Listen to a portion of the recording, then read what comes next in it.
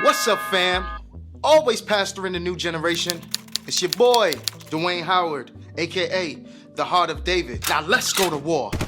Today I want to discuss a little bit about the valley. Reason being is because a lot of the times when we talk about a valley, it's normally attached to something negative, like a place of despair or a place where somebody goes to wither away or a place of failure.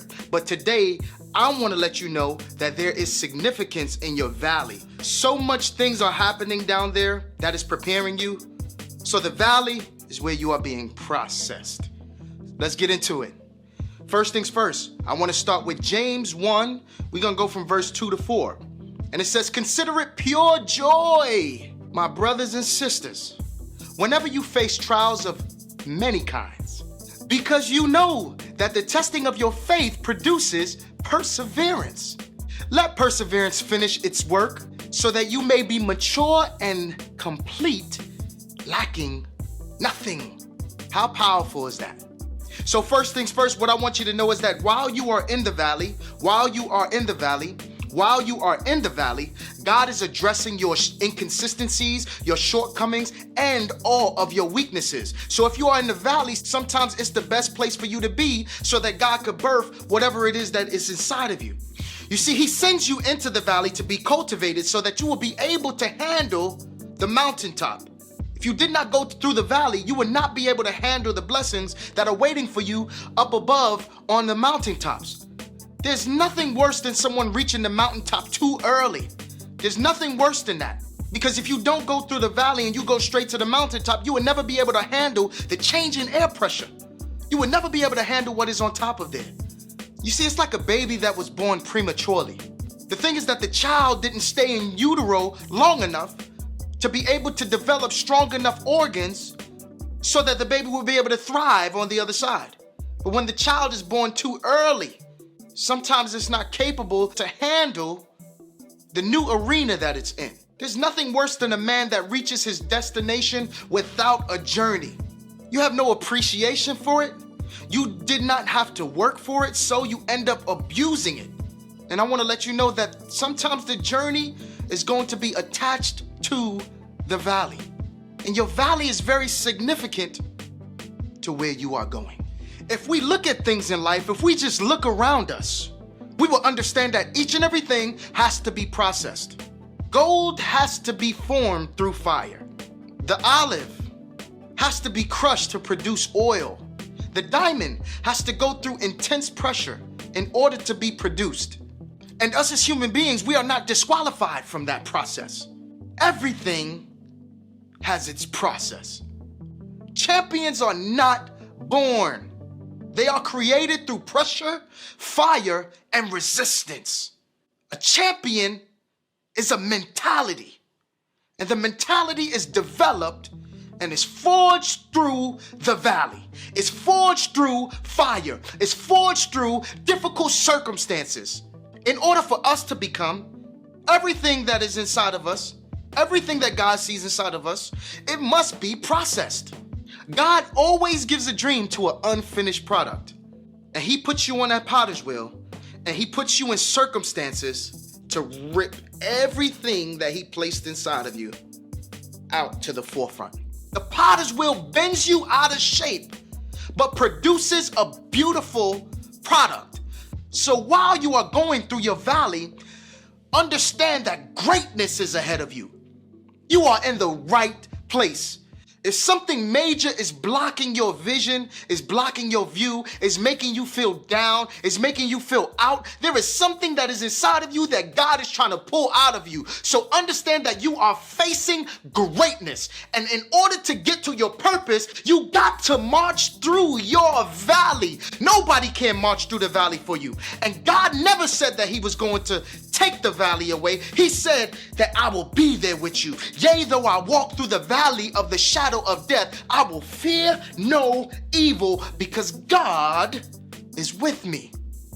God is with you in the valley. Sometimes we don't need him on the mountaintop, but guess what? He's right next to us. He's with us in the valley. The valley is very significant. The valley produces growth. Let me explain to you a little bit about what growth is. Growth is a change in molecular structure. Growth must be influenced. An environment is the number one influencer to growth. You see, when David was on the side of the desert, God was influencing his growth. You have to be in an atmosphere that will put pressure on your purpose. And that's why God uses your valley. Your valley brings things out of you that you never knew was there before. You see, while you're in your valley, the enemy wants to believe that you were buried for dead. But I just need you to whisper these words to him. You guys are ready? Get ready. Say, you may have thought you buried me, but you didn't know I was a seed. You may have thought you buried me, but you didn't know I was a seed.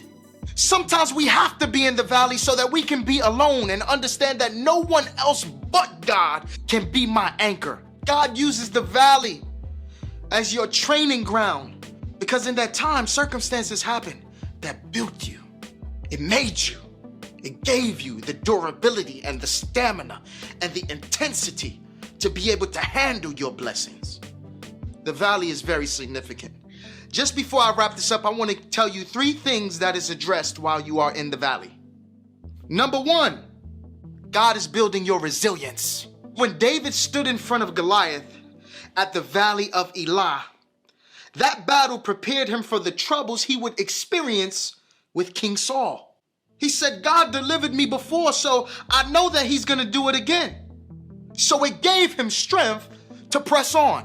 When you go through that valley and you reach your destination, in order to achieve purpose, you have to be resilient, because opposition will come.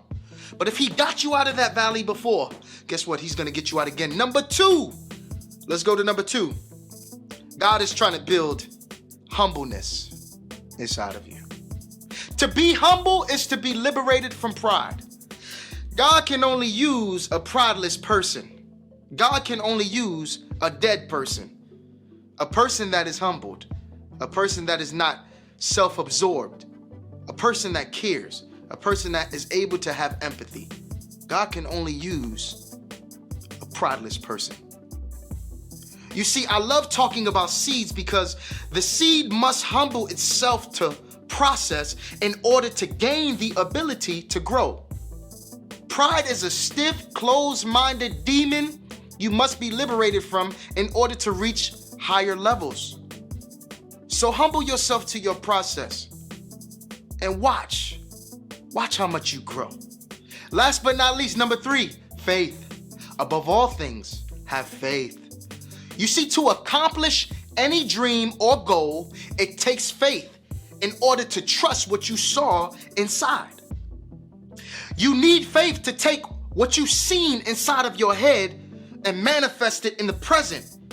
Even after people have said no, even after your ideas have been shut down, even after you've been working on your project for a while and it didn't pop off yet, faith continues to pursue the vision that you have. This is why faith is so important.